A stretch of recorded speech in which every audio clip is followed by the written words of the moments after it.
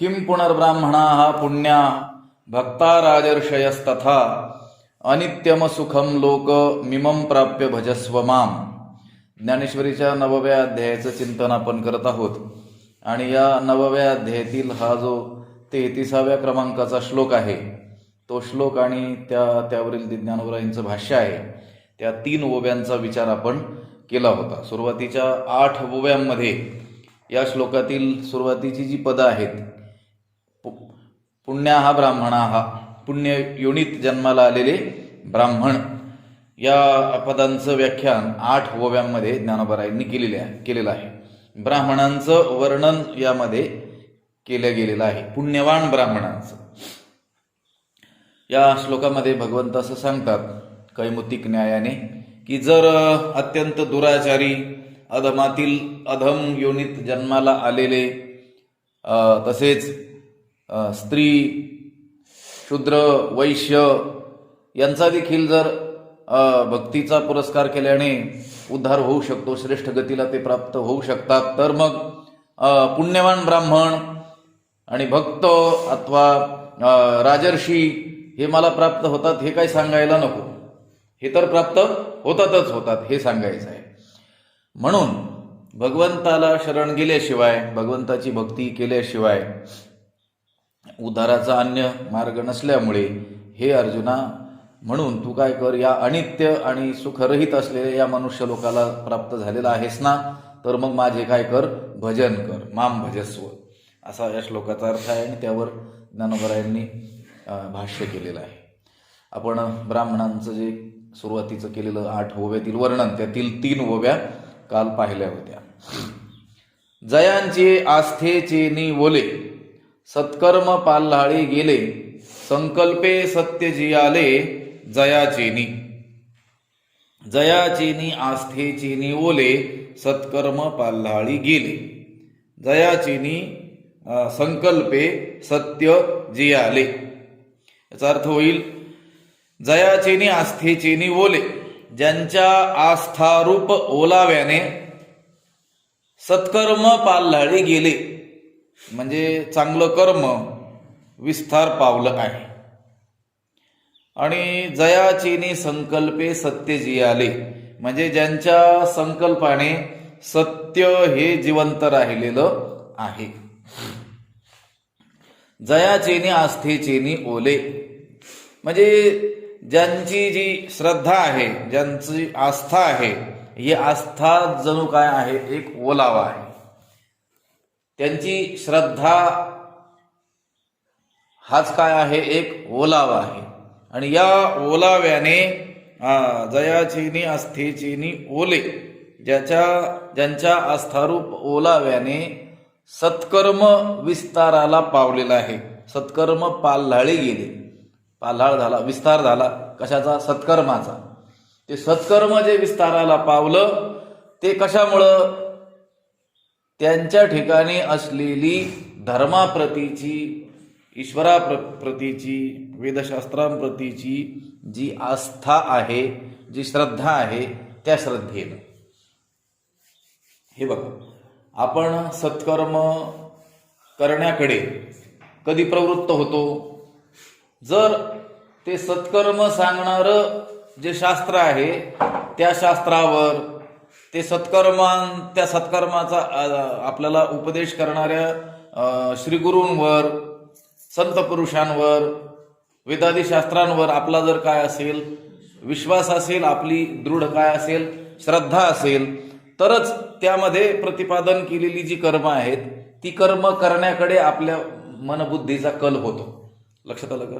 नाहीतर मग सत्कर्माकडे सहजासहजी मनुष्य प्रवृत्त कसा होईल? लक्षात आलं का? जर त्याची श्रद्धा असेल, ते सत्कर्म त्याला सांगणारे जे कोणी आहेत, वेदादी शास्त्र असतील, श्रीगुरू असतील, संत पुरुष असतील, थोर लोक असतील, त्यांनी उपदेशिलेलं जे सत्कर्म आहे ते कर्म करण्याकडे मनुष्य मात्राची प्रवृत्तीच त्यावेळेस होते, ज्यावेळेस त्याची त्या सत्कर्म सांगणाऱ्यावर काय असणार आहे, श्रद्धा असणार आहे. इथं ह्या पुण्यवान ब्राह्मणांचं जे वर्णन भगवंताने केलेला आहे आणि ज्ञानोबराय त्याचा जो विस्तार करत आहेत ते म्हणतात, जयांचेनी आस्थेचेनी ओले. त्यांची आस्था, त्यांची धर्माप्रती असलेली श्रद्धा हाच काय आहे? ओलावा आहे.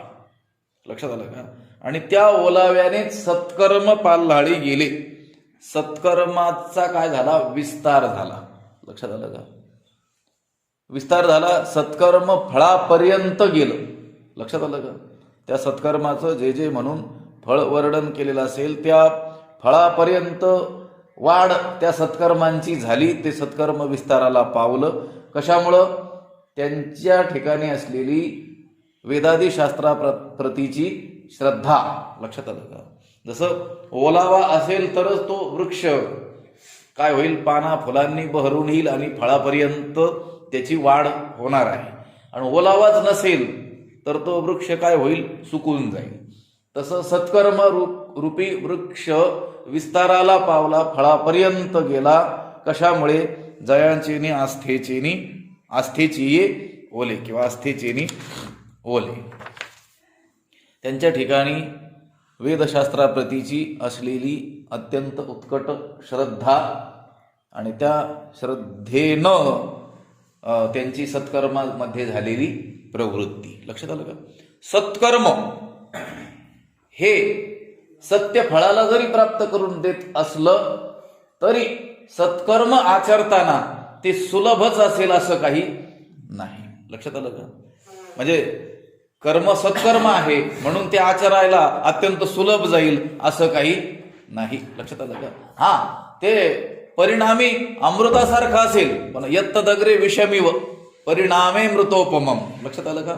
त्याचा आरंभ मात्र अत्यंत विषाप्रमाणे अत्यंत कठीण असा असणार आहे. कशाचा? सत्कर्माचा. म्हणून तर सत्कर्माकडे सहजासहजी प्रवृत्ती कुणाची झालेली दिसून येत नाही. लक्षात आलं का? कारण सत्कर्म आचरताना त्याला तात्काळ फळ आलेलं आपल्याला दिसून येत नाही. दीर्घकाळ प्रतीक्षेची काय आहे? आवश्यकता आहे. तितिक्षा असावी लागणार आहे. लक्षात आलं का? प्रतीक्षा त्याला करावी लागणार आहे. आणि ते सत्कर्म करत असताना देखील त्यामध्ये श्रेयांसी बहुविघ्नानी, श्रेयस्कर कल्याणकारक जी कर्म असतात त्यामध्ये अनंत काय असतात? विघ्न असतात. विघ्न बाहुल्य त्यामध्ये असतं. म्हणून सत्कर्माकडे सहजासहजी प्रवृत्ती कुणाची दिसत नाहीये ना. लक्षात आलं? सुलभ कर्मांकडे प्रवृत्ती आहे. जे सोपं जातं आचरण्याला, सोपं जातं त्याकडे माणसाची प्रवृत्ती आहे. अरे बाबा, पण ते सोपं जात असलं तरी ते सत्कर्म आहे का? लक्षात आलं का? आता आपल्या आपल्या यातीचा आपल्या वाट्याला आलेला जो आचार आहे तो आचरण करण्यासाठी कठीण जरी जात असला तरी देखील तोच आचरावा अशी शास्त्राची काय आहे? आपल्याला आज्ञा आहे. दुसऱ्या यातीचा जो व्यापार आहे तो आपल्याला भला सोपा वाटत असेल तरी देखील तो आचरू नये. लक्षात आलं का? अशी आपल्याला शास्त्राने काय करून ठेवलेली? आज्ञा देऊन ठेवलेली आहे.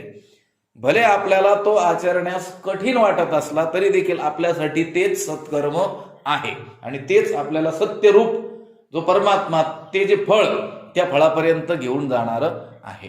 पण ते सत्कर्म, त्या सत्कर्माकडे प्रवृत्ती होण्याकरिता आणि त्या सत्कर्मामध्ये टिकून राहण्याकरिता, ते सत्कर्म पूर्णतेपर्यंत नेण्याकरिता कशाची आवश्यकता आहे? श्रद्धेची आवश्यकता आहे. ते सत्कर्म सांगणाऱ्या शास्त्रावर तुमची किती श्रद्धा आहे त्यावरती तुमची सत्कर्माकडे प्रवृत्ती होईल की नाही आणि झालेली प्रवृत्ती ही शेवटपर्यंत टिकेल की नाही हे अवलंबून आहे. लक्षात आलं का? शास्त्र म्हणेल जे सांडावे ते राज्य ही तृण मानावे. लक्षात आलं का? ते राज्य जरी त्याग करायचा त्या शास्त्राने सांगितलं तरी तो त्याग करावा, कारण तो त्याग करणं ही देखील काय आहे? सत्कर्म आहे. म्हणून तर शास्त्राने आपल्याला त्याग करायचं सांगितलं. आणि विष घ्यायचं सांगितलं असेल तर सकृत दर्शनी, प्रथम दर्शनी हे विष प्राशन करणं हे भयंकर कृती अशी वाटत असली तरी देखील शास्त्राने आज्ञा दिलेली असल्यामुळे तुझ्यासाठी आता तेच काय आहे? सत्कर्म आहे. ते घेण्याला विरोध करू नये. म्हणजे शास्त्राची आज्ञा आपण पाळावी असं सांगितलेलं आहे. पण ती आज्ञा पालन कधी होईल? त्या शास्त्रावर जर अत्यंत काय असेल? श्रद्धा असेल तर. इथं ज्या पुण्यपूज्य ब्राह्मणांचं जे वर्णन भगवंत करत आहेत तर ते म्हणतात, जयाचेने आस्थेची ओले. ज्यांच्या श्रद्धारूप ओलाव्याने, ज्यांच्या धर्माप्रती असलेल्या, वेदादी शास्त्रांप्रती असलेल्या आस्थारूप, श्रद्धारूप ओलाव्याने सत्कर्म पालढळी गेले, सत्कर्म विस्ताराला पावलं. म्हणजे त्यांची धर्मशास्त्रावरती प्रचंड अशी काय आहे, श्रद्धा आहे, प्रचंड अशी काय आहे, निष्ठा आहे. अजून वर्णन करतात, संकल्पे सत्य जियाले जयाचेनी, ज्यांच्या संकल्प मात्राने सत्य जिवंत राहिलं. लक्षात आलं का? हे सत्य जे जिवंत राहिलं, ते सत्य जिवंत राहण्याला कारण आहे ज्यांनी केलेला संकल्प. त्यांनी जो संकल्प केला, त्या संकल्पामुळंच सत्य काय राहिलं, जिवंत राहिलं. लक्षात आलं का? सत्याचा त्यांनी आश्रय केला नाही, सत्याने त्यांचा आश्रय करून ते जिवंत राहिलेलं आहे. लक्षात आलं? वर्णन कसं आहे, संकल्पे सत्य जियाले जयाचे. आपल्या सामान्यांना सत्याचा आश्रय करून आपल्याला राहावं लागतं. लक्षात आलं? तो देखील आपण पूर्णपणे करतो की नाही कोणास ठाऊक. लक्षात आलं का? ज्ञानोबा काय बोलतात, माझी या सत्यवादाचे तप वाचा केले बहुत कल्प. लक्षात आलं का? म्हणून तर आम्ही या गीतेवरती भाष्य करण्याला समर्थ झालो, कारण अनंत कल्प पर्यंत आम्ही सत्य बोलण्याचं काय केलं, तप केलं. लक्ष, सत्य वागण्याचा काय केला, संकल्प केला. तसंच ह्या पुण्यपूज्य ब्राह्मणांचं वर्णन करताना ते म्हणतात, जयाचेनी संकल्पे सत्य जियाले जयाचेनी, ज्यांच्या संकल्पानेच सत्य काय राहिलं, जिवंत राहिलेलं आहे. लक्षात आलं का?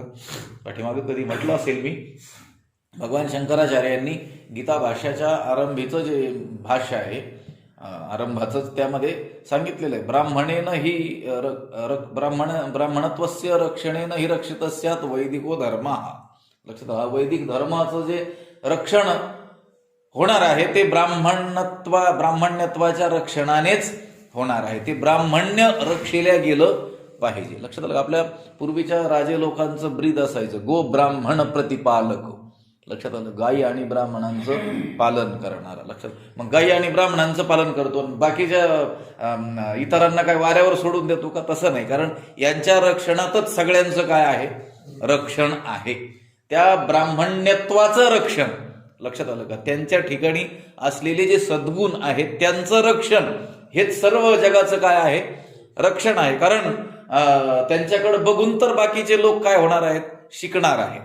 लक्षात आलं का? ते वर्णनम ब्राह्मण गुरु, त्यांना जे श्रेष्ठत्व दिलेलं आहे ते त्यांची जी आचार शुचिता त्याचं जे ते पालन करत आहेत त्यांच्याकडे बघून तर मग आचाराची शिक्षा सगळ्या जग त्यांच्याकडून घेणार आहे. लक्षात आलं का? स्वम स्वम चरित्रम शिक्षेरण पृथिव्याम सर्व मानवाः. लक्षात आलं? एतद् देश प्रसूतस्य सकाशाद अग्रजन्मनः स्वम स्वम चरित्रम शिक्षेरण पृथिव्याम सर्व मानवाः. भगवान म्हणून असं म्हटलेलं आहे की एतद् देश प्रसूतस्य, या देशामध्ये जन्माला आलेले. लक्षात आलं का?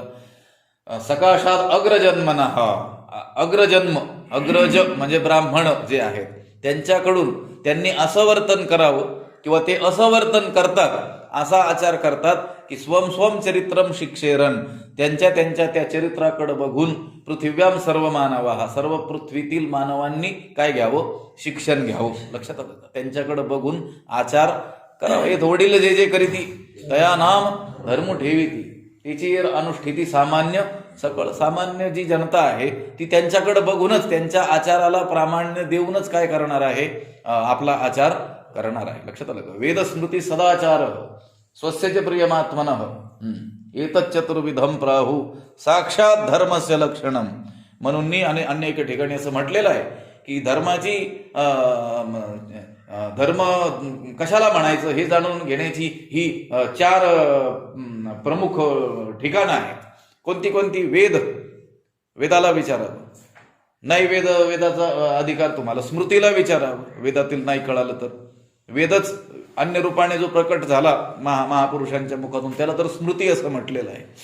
वेदाला श्रुती म्हणतात. लक्षात आलं का? आणि महात्म्यांनी वेदातीलच जी तत्व घेऊन आपली जी घटना निर्माण केली मानवाची त्याला काय म्हणतात, स्मृती म्हणतात. वेद, स्मृती, सदाचार, हे तिसरी गोष्ट आहे.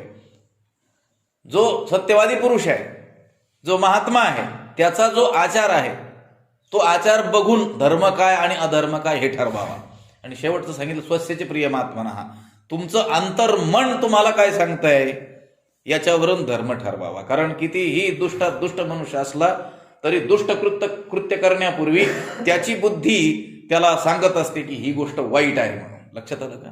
लक्षात. त्याची जर बुद्धी थोडी सद्विवेक बुद्धी असेल त्याला, तर ती त्याला काय करत असते, सांगत असते हे बरं आहे आणि हे वाईट आहे. पण तो त्या बुद्धीवरतीही त्याच्या मनाला काय करतोय, आरूढ करतोय आणि मनाचं ऐकतोय, बुद्धीचं ऐकत नाही. आमच्या स्वामीजी सांगत असतात बुद्धी ही सत्वप्रधान असल्यामुळं सत्याची पक्षपातीनी आहे.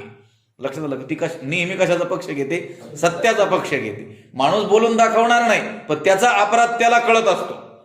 लक्षात आलं का? मी तर नेहमी सांगत असतो तुमच्या अतिशय ग्रामीण उदाहरणं देऊन, ही बांधावरून नेहमी भांडणं असतात ना लोकांची, त्या दोघांनाही ठाऊक असतं बांध कुठं आहे नेमकं. लक्षात आलं का? पण ज्यावेळेस लोक जमवतात ना त्यावेळेस हा म्हणतो इकडं आहे आणि तो म्हणतो इकडं आहे, त्यालाही ठाऊक असतो इकडं नाही आहे. लक्षात आलं? त्याची बुद्धी ही सत्याचाच पक्ष घेत असते पण तो काय करत असतो, मनाचं ऐकत असतो. लक्षात. म्हणून मनोमार्गे गेला ते बुद्धी मार्गे गेला असं म्हटलेलं नाहीये. लक्षात आलं का? मनाच्या मार्गे गेल्यानंतर मला सांगायचंय काय, धर्माची साक्षात लक्षणं जी सांगितली त्याच्यातील 4 आहेत. वेद, स्मृती, शेवटचं जे सांगितलं अंतर्मनाचं, आणि तिसरं सांगितलं होतं सदाचार. श्रेष्ठ लोकांचा आचार जसा आहे ते पाहून अन्याने वागणं म्हणजे धर्माने वागणं आहे. म्हणून जी श्रेष्ठ माणसं असतात त्यांच्यावरती मोठी जबाबदारी असते की चुकूनही त्यांनी चुकीचं वागायचं नसतं. लक्षात आलं का? कारण त्यांचं अनुसरण अन्य लोक करत असतात. लक्षात आलं का? आपले वैकुंठवासी बंकट स्वामी महाराज या हे वारकरी संप्रदायात खूप मोठे महापुरुष होऊन गेलेले आहेत. सर्व महाराष्ट्रभर जो भजनाची जी एक सुव्यवस्था दिसून येते ही त्यांची देण आहे. जोग महाराजांचे जे 4 प्रमुख शिष्य होते त्यातील बंकट स्वामीजी एक. महाराष्ट्रभर त्या काळात पायी प्रवास, बैलगाडीनं प्रवास करून त्यांनी वारकरी संप्रदायाचा खूप मोठा प्रचार प्रसार केलेला आहे. तर त्यांचा जो आवाज होता तो अतिशय सुंदर होता. लक्षात आलं? लोक एखाद्या श्रेष्ठ वक्त्याच्या कीर्तनाला सुद्धा जेवढी गर्दी करणार नाही तेवढा त्यांचा काकडा ऐकायला लोक येत होते असं सांगतात. लक्षात आलं का? तर पंढरपुरामध्ये काकडा करत असताना त्या पंढरपुरात महाराष्ट्रात गाजलेला जो नट होता त्या काळातील बालगंधर्व म्हणून, तो देखील त्यांच्या काकड्याला येऊन बसत असे. पंढरपूरला तो ज्यावेळेस यायचा त्यावेळेस बंकट स्वामीजींच्या काकड्याला येऊन बसायचा.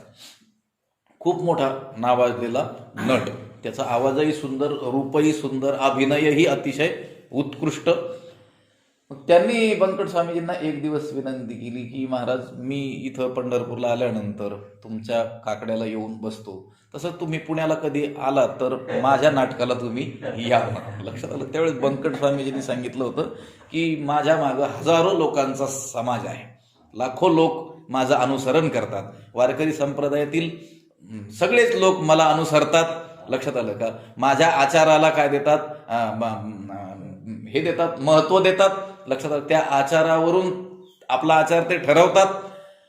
आता मी जर तू माझ्या काकडा ऐकायला येतोस यात काही अडचण नाही म्हटली किंवा काही वावगं नाही आहे, पण मी जर तुझ्या नाटकाला आलो तर माझ्या मागची लोक तमाशाला जातील असं उत्तर त्यांनी दिलं. लक्षात आलं का?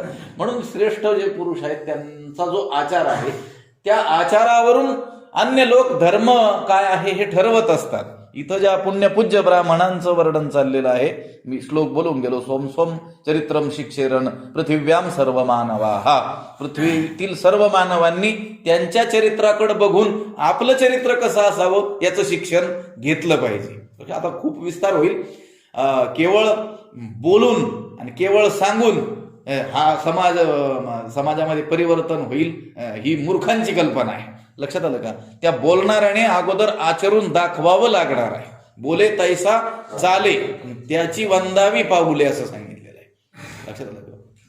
कोणाचीही पाऊले वंदू नयेत, केवळ बोलणाराची नाहीत.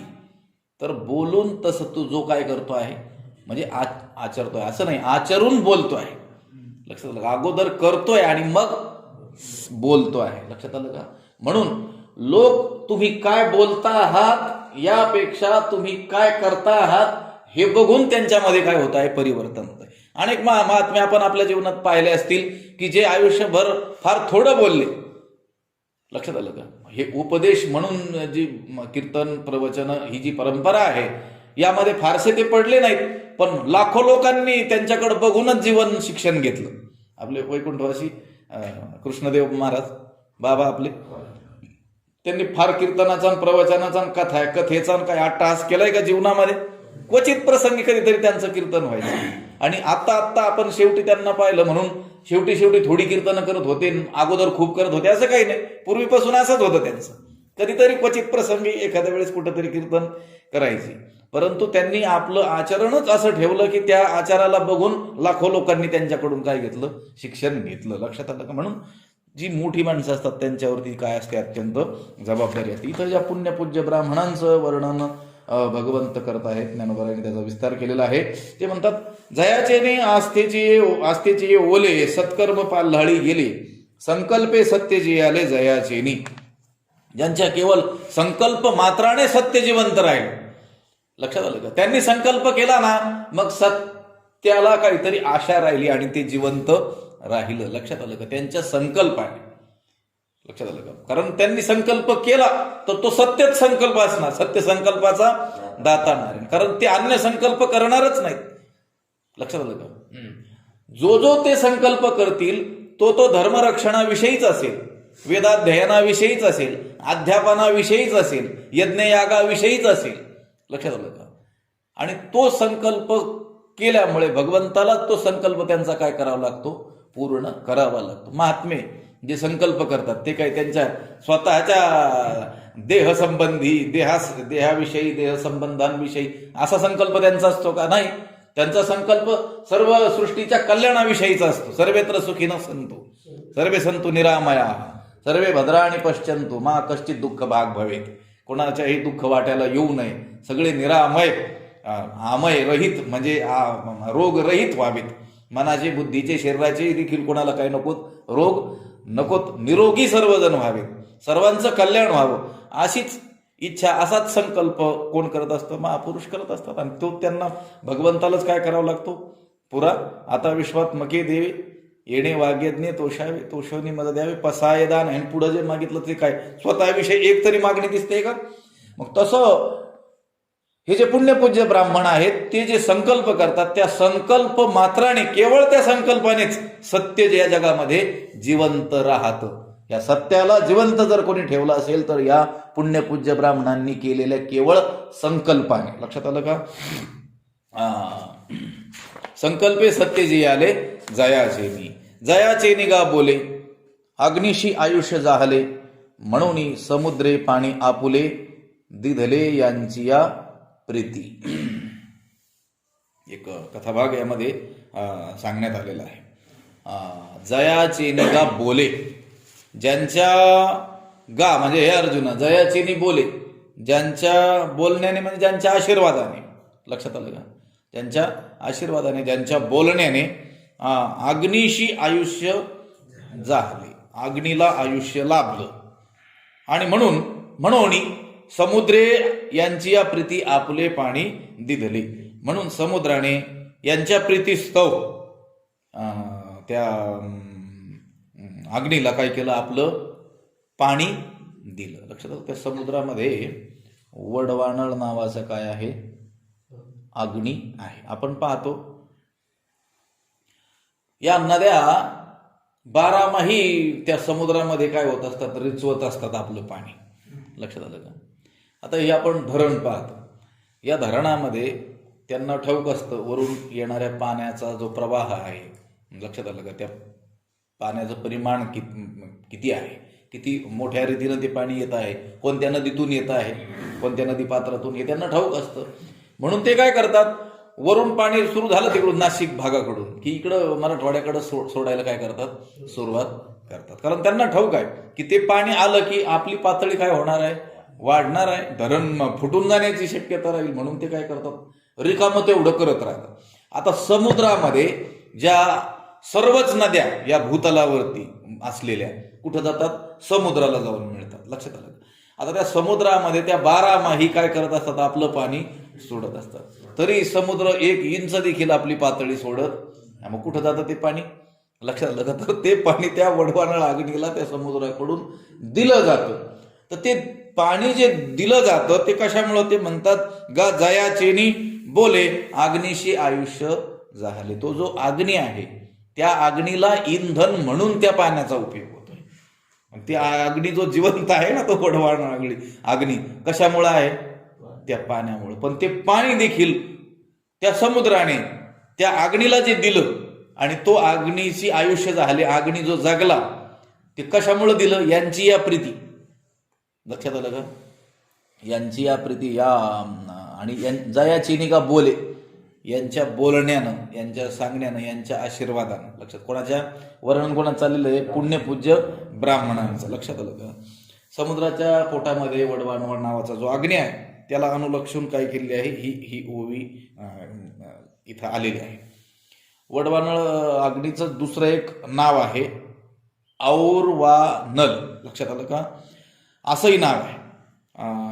भृगु ऋषींचे जे 7 पुत्र होते त्यातील पहिला जो पुत्र आहे च्यवन आणि त्याचा मुलगा औरव. लक्षात आलं का? भृगु ऋषीचा 7 पुत्रातील पहिला पुत्र च्यवन आणि त्या च्यवनाचा मुलगा औरव. लक्षात आलं का? आईच्या मांडीतून तो निघाला. लक्षात आलं का? उरू, मांडीला काय म्हणतात? उरू, म्हणून त्याला औरव असं नाव पडलेलं आहे. उरूतून म्हणजे मांडीतून निघाला म्हणून औरव असं त्याला नाव आहे. आता औरव याच्या कुळातील जे स्त्री पुरुष होते त्या स्त्री पुरुषांना, त्या औरव ऋषीच्या कुळातील स्त्री पुरुषांना एका हय कुळ म्हणून त्या कुळातील राजांनी काय दिला होता? फार त्रास दिला होता द्रव्यानिमित्त. त्या राजकुळातील पुरुषांनी या औरव ह्याच्या कुळातील स्त्री पुरुषांना द्रव्यासाठी काय दिला होता? फार त्रास दिला होता, पीडा दिली होती. म्हणून त्या हय कुळ जो आहे, कुळ जे आहे त्याचा नाश करण्यासाठी औरव ऋषीने काय केलं? उग्र तप केलं. औरव ऋषी कंटाळले त्यांच्या त्रासाला आणि त्या कुळाचाच काय व्हावा, त्या हय कुळाचाच काय व्हावा, त्या राजकुळाचाच काय व्हावा, नाश व्हावा म्हणून त्यांनी उग्र तप केलं आणि त्या तपापासून भयंकर अग्नी उत्पन्न झाला. लक्षात आलं का? त्या औरव ऋषींनी केलेल्या तपाने. का तप केलं? त्या हय कुळाचा नाश करण्यासाठी. का करण्यासाठी? तर त्या कुळातील लोकांनी यांच्या कुळातील स्त्री पुरुषांना द्रव्यासाठी काय केला होता? फार त्रास दिला. मग तो भयंकर जो अग्नी त्या तपातून उत्पन्न झाला त्याला औरवानल असं म्हणतात. ज्याला वडवानळ आपण काय अशा शब्दाने म्हणत असतो. तो अग्नी जो आहे तो क्षत्रिय लोकांना जाळू लागला. कारण उत्पन्नच कशासाठी झाला होता? त्या क्षत्रियांचा नाश करण्यासाठी. आणि तो ज्यावेळेस क्षत्रियांना जाळू लागला त्यावेळेस ते सर्व क्षत्रिय त्या औरव जे होते त्यांच्या पितरांना शरण गेले. औरव ऋषींच्या पूर्वजांना ते काय झाले? शरण गेले. नाहीतर मग काय झाले असते? भस्म होऊन गेले असते.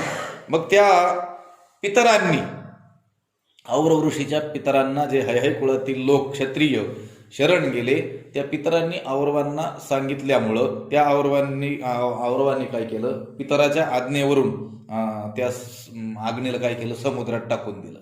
लक्षात आलं का? कारण ते जाळात सुटला होता. कोणाला? क्षत्रियांना. निक्षत्रिय झाली असती पुन्हा पृथ्वी. लक्षात आलं का?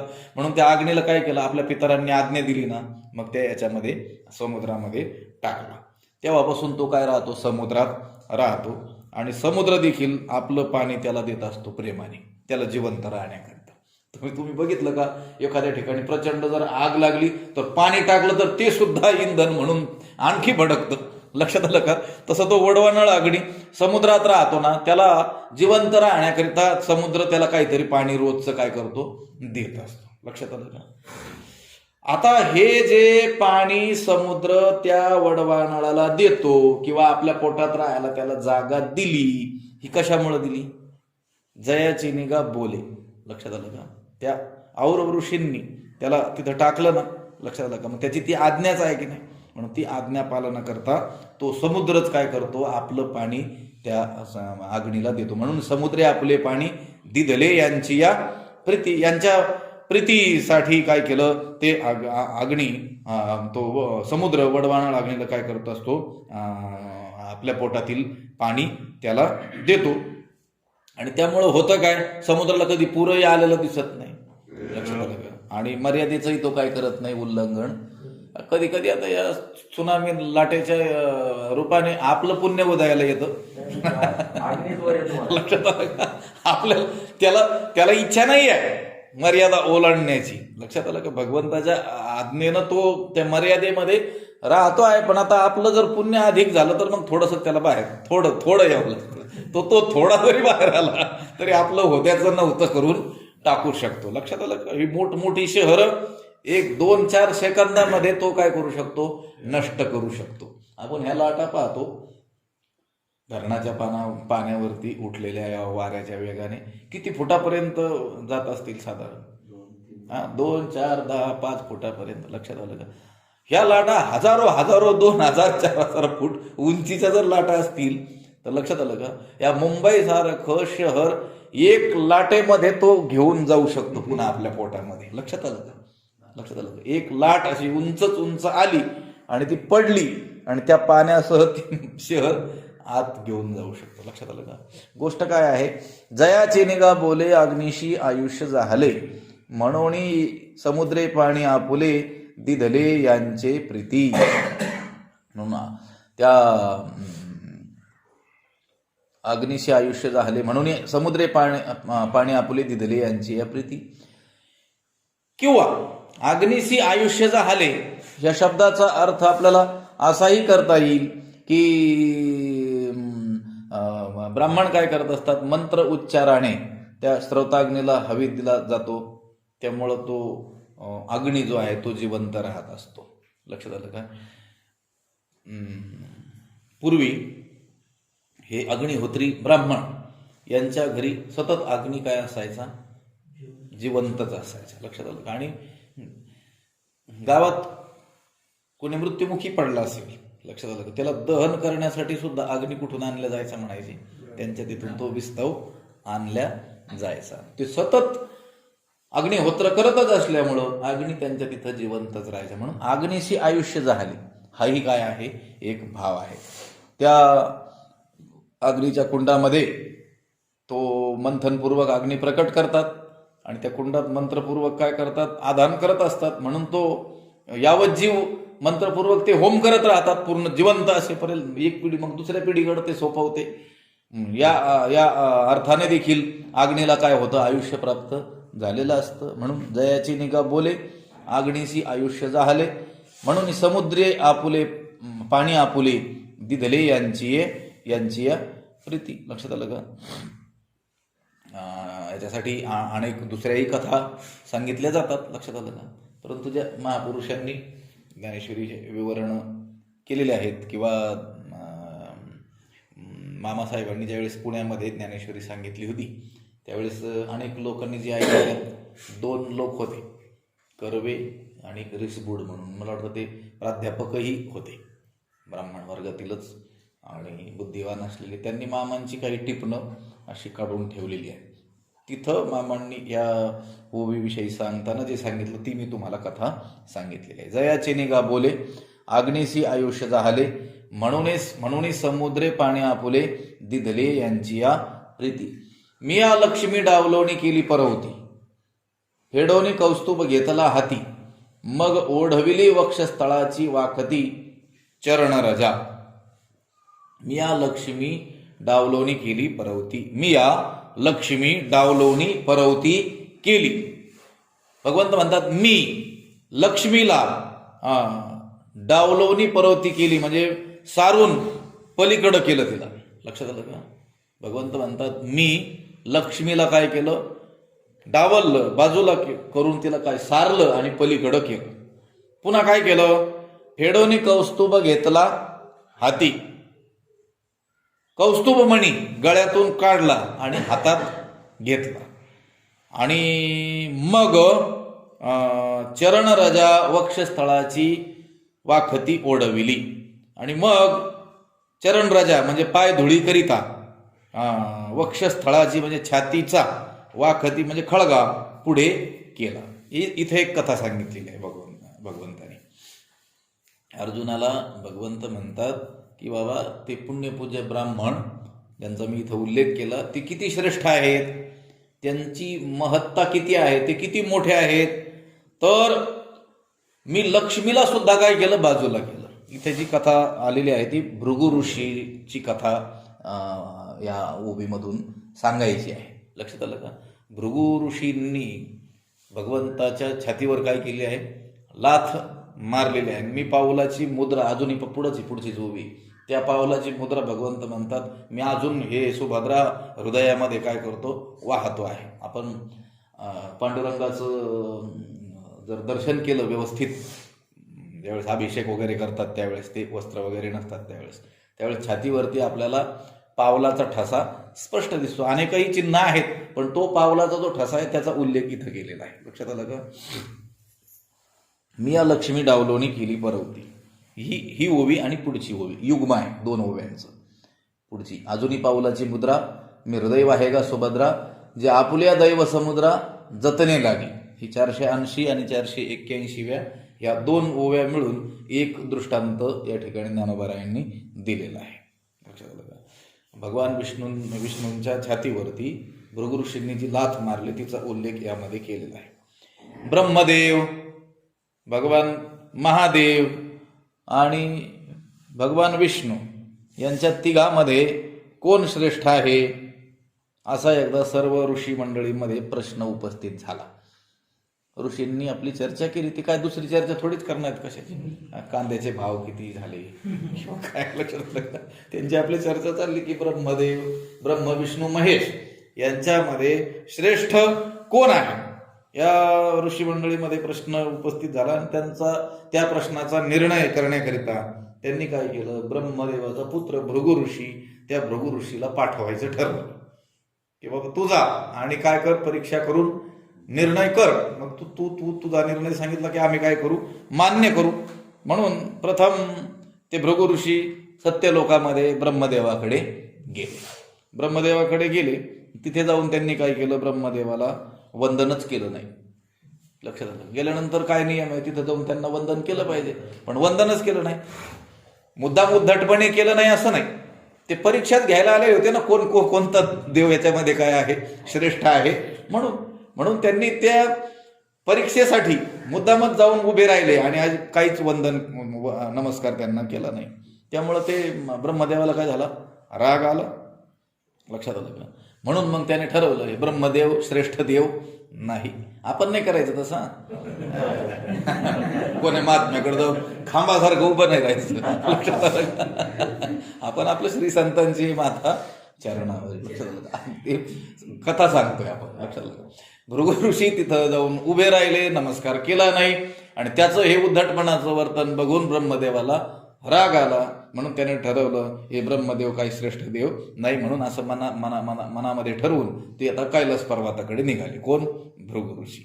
तिथे देखील शंकरांना पाहून आता नमस्कार तर केला नाही, पण शंकरांना जाऊन आता आलिंगनच द्यावं अशा हेतून ते पुढे सरकली. कोण? भृगु ऋषी. लक्षात आलं का? नाही उलट झालं. भृगु ऋषी आपल्याकडे आलेले आहेत असं पाहून महादेवांनी त्या भृगु ऋषींना आलिंगन आता दिलं पाहिजे अशा हेतून ते ज्यावेळेस महादेव पुढे आले त्यावेळेस भृगु ऋषी त्यांना म्हणाले, स्मशानात राहणारे तुम्ही. लक्षात आलं का? अमंगळ वेश धारण करणारे तुम्ही मला असं आलिंगन देऊ नका. लक्षात आलं का? आता हे सगळं परीक्षेसाठीच होतं ना. लक्षात आलं का? त्यांना काय आलिंगन द्यावं वाटणार नाही का महादेवाला? महादेव आपण होऊन उठून आलिंगन द्यायला तयार आहेत आणि हे मागं सरकतात. ही परीक्षा होती. त्यांनी सांगितलं, थांबा, मला आलिंगन द्यायला पुढे येऊ नका. लक्षात आलं का? तुम्ही अमंगळ वेश धारण करणारे, स्मशानात राहता, चिताभस्म लेपन करता, मला काही तुम्ही आलिंगन देऊ नका, तुम्ही अमंगल आहात, तुमच्या आलिंगनाचा मी स्वीकार करणार नाही. असं भृगूंनी ज्यावेळेस म्हटलं त्यावेळेस महादेवांना काय आला, राग आला. येणं स्वाभाविकच आहे ना. लक्षात. आणि मग ते त्रिशूळ घेऊन त्यांच्या अंगावर धावले. अगोदर आलिंगन द्यायला धावले होते, नंतर त्रिशूळ घेऊन धावले. त्यामुळं चला, ह्या शंकरांच्या ठिकाणी देखील खरी शांती नाही असा त्यांनी काय केला, निश्चय केला. आणि मग ते वैकुंठाला गेले. कोण? भृगु ऋषी. आता वैकुंठाला ज्यावेळेस ते निघाले, भगवंताला सगळं अंतरंग तो न सांगता तो मा कळो येते अंतर लक्षात, त्यांना लक्षात आलं की आता भृगु ऋषी आपल्याकडं येऊ लागलेले आहेत. त्या केंद्राची परीक्षा झाली, ह्या केंद्राची झाली, आता आपल्याकडे येऊ लागले. त्यावेळेस भगवंत त्या शेषशय्येवरती पहुडलेले होते आणि लक्ष्मीच्या मांडीवरती आपलं मस्तक ठेवून ते निजलेले होते. लक्षात आलं का? आणि लक्ष्मी माता त्यांची सेवा करत होती. आता ज्यावेळेस भृगु ऋषी आपल्याकडे येत आहेत असं विष्णू भगवंताला जाणवलं, त्यावेळेस त्यांनी काय केलं, त्या लक्ष्मीला देखील काय केलं, बाजूला केलं. लक्षात आलं का?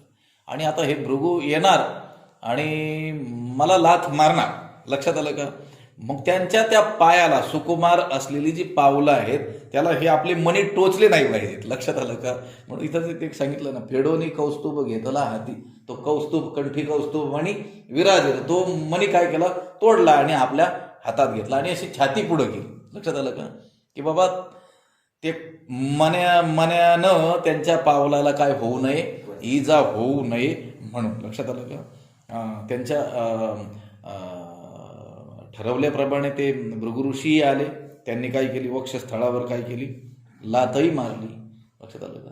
आता एवढं केलं होतं ना, लक्ष्मीलाही बाजूला केलं होतं, तो कौस्तुभ मणी हातामध्ये तोडून काय केला होता, घेतला होता आणि छातीही पुढं केली होती. त्या छातीवर लाथ देखील काय केली होती. एकापेक्षा एक कठीण परीक्षा. पहिल्या याच्यात फक्त नमस्कारच केला नाही. लक्षात आलं का? दुसऱ्या याच्यात ते आलिंगन द्यायला आले तरी मला आलिंगन देऊ नकोस असं सांगितलं. तिसरी मग कठीणच परीक्षा होती. लक्षात आलं का? आल्याबरोबर काय केलं, लाथच मारली छातीवर.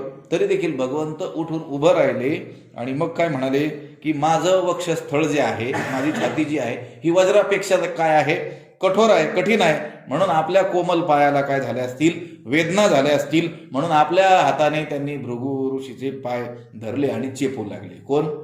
विष्णू भगवंत. मग ते निर्णय झाला की विष्णू परमात्मा काय आहे, सगळ्यात श्रेष्ठ आहे. लक्षात आलं का? हा जो कथा भाग आहे त्याचा उल्लेख इथं केलेला आहे. मी या लक्ष्मी डावलोणी केली परवती, फेडवणी कौस्तुभ घेतला हाती, मग ओढविली वक्षस्थळाची वाखती चरण रजा. भगवंत म्हणतात मी लक्ष्मीला डावलून परवती केली, बाजूला केलं, हा कौस्तुभ मणी तोडून फेडून हाती घेतला आणि मग वक्षस्थळाची वाखती ओढवली, म्हणजे वक्षस्थळ माझी छाती मी काय केली, पुढं केली. कशाकरिता? चरण राजा, त्यांच्या चरणाची धूळ माझ्या शरीराला काय व्हावी, याचा स्पर्श व्हावा म्हणून. लक्षात आलं का? दावी लेखून ही चरण रज शब्द जो आहे ना,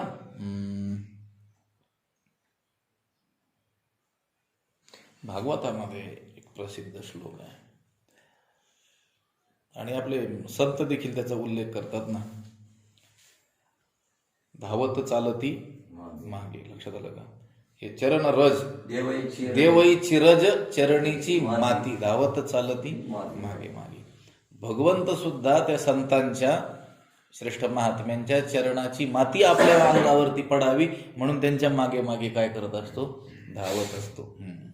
चरणीचे रज काय करत असतो, वंदी सुळपाणी, नाचती कीर्तनी त्यांचे माथा. कीर्तनामध्ये भगवंताच्या नामामध्ये दंग होऊन नाचणारे जे हरिदास आहेत त्यांच्या चरणीची माती सुद्धा भगवान शंकरही काय करतात, आपल्या माथ्यावरती वंदन करत असतात. लक्षात आलं का? म्हणून भगवंत म्हणतात चरण रजा, त्यांचे चरण रज मला लागावेत म्हणून मी माझी छाती पुढं केली. बरं, त्यावेळेस त्यांनी जी मारलेली लाथ आहे तो प्रसंग झाला आणि तिथं संपला असं नाही. ती जी पावलाची मुद्रा आहे ना त्यांच्या, त्या पावलाचा जो ठसा आहे तो मी अजून काय करतोय, वागवतो आहे. अजूनही पावलाची मुद्रा मी हृदय आहे का सुभद्रा, जे आपुल्या दैव समुद्रा जतने लागी. गा सुभद्रा, अरे अर्जुना, मी काय करतोय, आपुल्या दैव समुद्रा जतने लागी, माझ्या भाग्यरूप समुद्राचे रक्षण करण्यासाठी. भगवंत म्हणतो माझं भाग्य कसं आहे, समुद्रासारखं. आता देवाचं भाग्य आहे ते, लक्षात. आणि माझ्या भाग्यरूप जो समुद्र, त्या भाग्यरूप समुद्राचं रक्षण करण्यासाठी तो चरणाचा ठसा, जे पावलाची मुद्रा, तो चरणाचा जो ठसा आहे, मी अजूनही हृदयीव आहे, मी अजूनही माझ्या हृदयावरती काय केलेलं आहे, धारण केलेलं आहे. लक्षात आलं का? यातून खूप घेण्यासारखं आहे, खूप गंभीर भाव आहेत. भगवंत म्हणतोय माझा भाग्यरूप जो समुद्र, कारण भगवंत षडगुणांनी काय आहे, समृद्ध आहे. षडगुण म्हणजे 6 गुण. लक्षात आलं का? ऐका, यशश्री, औदार्य, ज्ञान, वैराग्य, ऐश्वर्य. यश, श्री, औदार्य, ज्ञान, वैराग्य, ऐश्वर्य असे 6 गुणांनी, 6 भगांनी तो युक्त आहे, म्हणून त्याला भगवंत असं म्हणतात. 6 गुणांनी का? तर जगातल्या सगळ्या गुणांचा अंतर्भाव या 6 गुणामध्ये होतो. म्हणजे अनंत गुण भगवंताच्या ठिकाणी आहेत. भगवंताचं जे दैव आहे, भाग्य आहे, हे काही लहान सहान नाही, समुद्रासारखं आहे, विशाल आहे. लक्षात आलं का? आणि या भाग्याचं रक्षण व्हावं म्हणून भगवंत म्हणतो माझं जे भाग्य आहे, लक्षात आलं का, त्या भाग्याचं रक्षण व्हावं म्हणून मी काय करतो आहे, अजूनही पावलाची मुद्रा मी हृदय आहे गा सुभद्रा, अरे अर्जुना, अजूनही मी पावलाची मुद्रा हृदय आहे, माझ्या हृदयावरती, माझ्या छातीवरती त्यांच्या पावलांची मुद्रा वाहतो. लक्षात आलं का? यातून काय घेण्यासारखं आहे बरं? यातून सगळ्यात मोठी गोष्ट आहे घेण्यासारखी, आपलं जे भाग्य असेल, सद्भाग्य, त्या भाग्याचं रक्षण जर करायचं असेल तर आपल्याला संत चरणांच्या आश्रयाशिवाय दुसरा पर्याय नाही. लक्षात आलं का? भाग्य टिकून ठेवायचं असेल तर हा भगवंत म्हणतोय माझ्या आपुल्या दैव समुद्रात जतने लागी.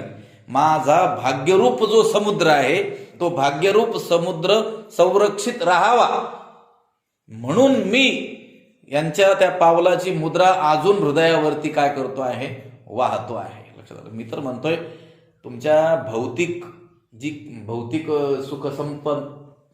सुख साधनं जी आहेत, लक्षात आलं का, किंवा भौतिक जे भाग्य आहे, त्या भाग्याच्या रक्षणासाठी का होईना कमीत कमी संतांचं दर्शन करा.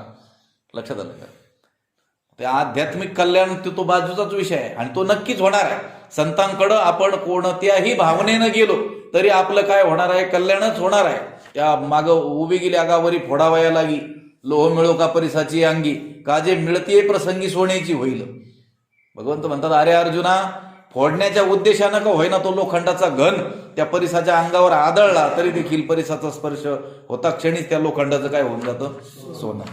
तसं तुम्ही त्या संत पुरुषाकडे आध्यात्मिक कल्याणाच्या दृष्टीनं किंवा तुमच्या भौतिक, अगदी खाली येऊन बोलायचं, भौतिक कल्याणाच्या दृष्टीनं जरी गेले तरी एक ना एक दिवस आपल्या जीवनाचं देखील काय होऊन जातं, सुवर्ण होऊन जाईल. लक्षात आलं का? कल्याण होईल.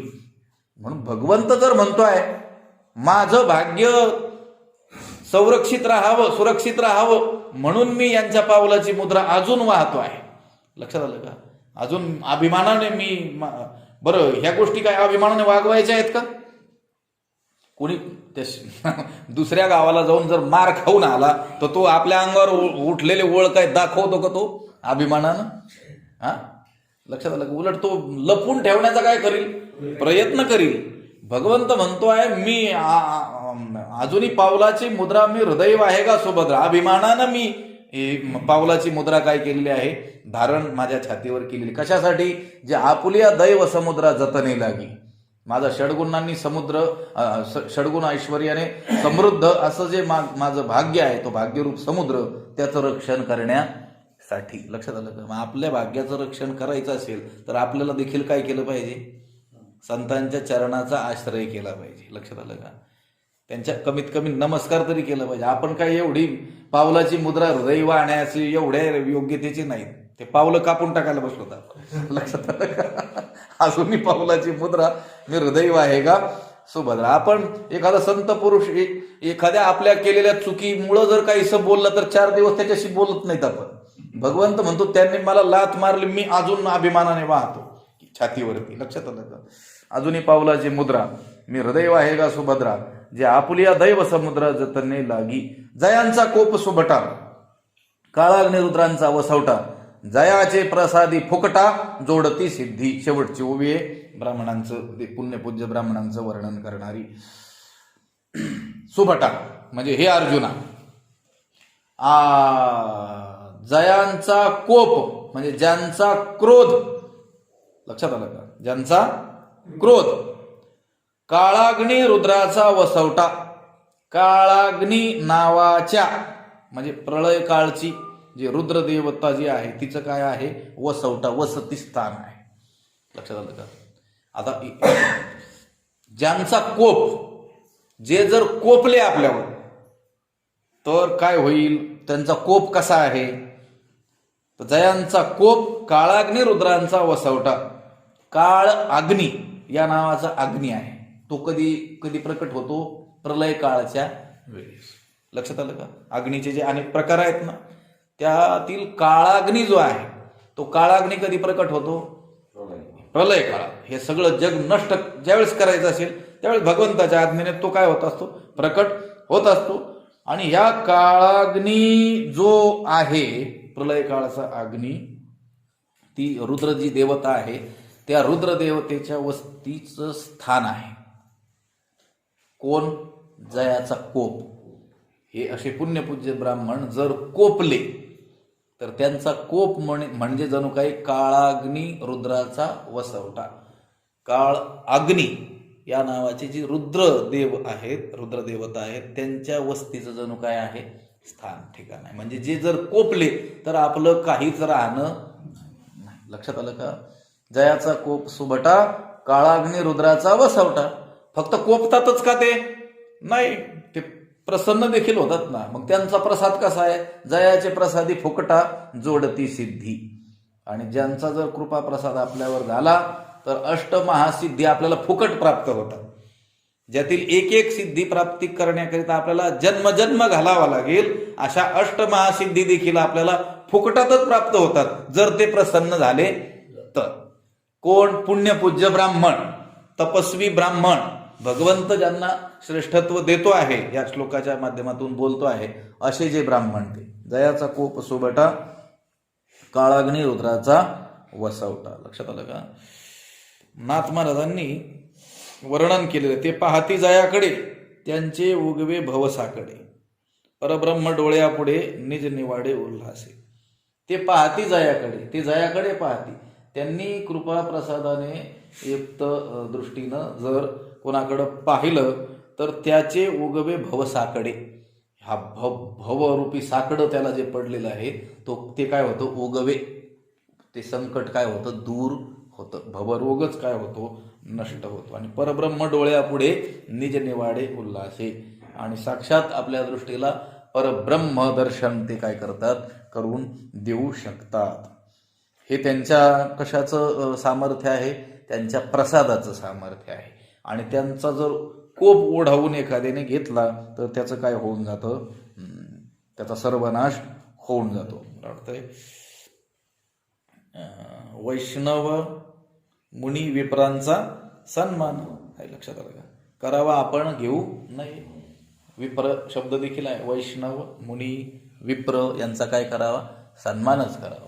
त्यांचा अपमान करण्याचा प्रयत्न करू नये. आपण मान न घेता त्यांना काय करावं? त्यांनाच सन्मान दिला पाहिजे. नीतिशास्त्रामध्ये एक श्लोक येतोय, पूर्ण नाही आठवत पण त्याचं शेवटचं चरण महत्वाचं आहे. एको क्रुद्धो ब्राह्मणो हंती राष्ट्रम. चाणक्याने म्हटलेलं आहे असं. त्याचा एक कथा भागही आहे, कधीतरी सांगितलं. एको क्रुद्धो ब्राह्मणो हंती राष्ट्रम. असे जे पुण्यपूज्य ब्राह्मण आहेत त्यांना कधीही पीडा देऊ नये. लक्षात आलं का? त्यांना वंदन करावं. भगवंत जर त्यांच्या पावलाची मुद्रा वाहतो आहे छातीवरती अजूनही, तर मग आपण कमीत कमी, आपल्याला नाही त्यांची सेवा करता आली तरी त्यांचा अपमान मात्र करू नये. आणि विशेषतः राज्य करणारी जी मंडळी आहेत त्यांनी या गोष्टी लक्षात घेतल्या पाहिजेत. राजाने देखील या अशा पुण्यपूज्य ब्राह्मणांना कधीही दुखावू नये. लक्षात आलं का? चाणक्य सांगतात, एको क्रुद्धो ब्राह्मणो हंती राष्ट्रम. एक ब्राह्मण जर क्रुद्ध झाला तर पूर्ण राष्ट्राचं तो काय करू शकतो? वाटोळं करू शकतो, नाश करू शकतो. लक्षात आलं का? त्या जी सत्ता उलथावून टाकली चाणक्याने, त्या धनानंदाची, लक्षात आलं का? धनानंद म्हणून होता तो. त्याच्या कुळाचा समूळ काय केला? नाश केला. कशामुळं? त्यांचा केलेल्या अपमानामुळं. लक्षात आलं का? त्यांना शेंडीला धरून फरफटत ओढत राज्यसभेच्या बाहेर फेकून दिलं होतं त्यांनी. तर त्यांनी सांगितलं होतं तुझ्या संपूर्ण कुळाचा काय करेल मी? नाश करेल. कारण ते उन्मत्त झालेले होते. लक्षात आलं का? राजसत्तेनं मदोन्मत्त झालेले ते होते आणि त्यांनी दुसऱ्या एका बालकाची निवड करून काय केली? राज्यसत्ता स्थापित करून दाखवली होती या अखंड भारतावरती. लक्षात आलं का? म्हणून असे जे पुण्यपूज्य तपस्वी जे ब्राह्मण आहेत त्यांचा कोप कधीही ओढावून घेऊ नये. त्यांचा कोप जणू काय काळाग्नी रुद्रांचा वसवटा. इथं तर असं सांगितलंय की ज्यांचा क्रोध काळ, अग्नी आणि रुद्र या प्राणहारक, सर्वदाहक आणि सर्वसंहारक देवतांचं जणू काय आहे? वस्तीस्थान आहे. जसा तो काळाग्नी ज्यावेळेस प्रकट होतो त्यावेळेस या सृष्टीमध्ये काहीच शिल्लक तो ठेवत नाही, त्याचप्रमाणे त्यांचा जर कोप आपल्यावरती ओढवला तर आपलाही काय होऊन जातो? सर्वनाश होऊन जातो. आणि ज्यांचा जर प्रसाद आपल्याला प्राप्त झाला, ज्यांची प्रसन्नता आपल्याला लाभली तर फुकटा सिद्धी जोडती. फुकटात एवढ्याच महासिद्धींचा काय होतो? आपल्याला लाभ होतो. लक्षात आलं का? ते केवळ काय झाले तर प्रसन्न झाले. लक्षात आलं? त्यांनी आपल्याला कृपा प्रसाद दिला, आपल्या कल्याणाची त्यांनी जर कामना केली तर आपल्याला या सिद्धी जे आहेत अष्टमहासिद्धी फुकट काय होतात? प्राप्त होतात. इथं या पुण्यपूज्य ब्राह्मणांचं वर्णन आता संपलेलं आहे. मला वाटतं आता थांबूया आपण. 1 तास झालेला आहे. पुंडलिक वरदा हरी.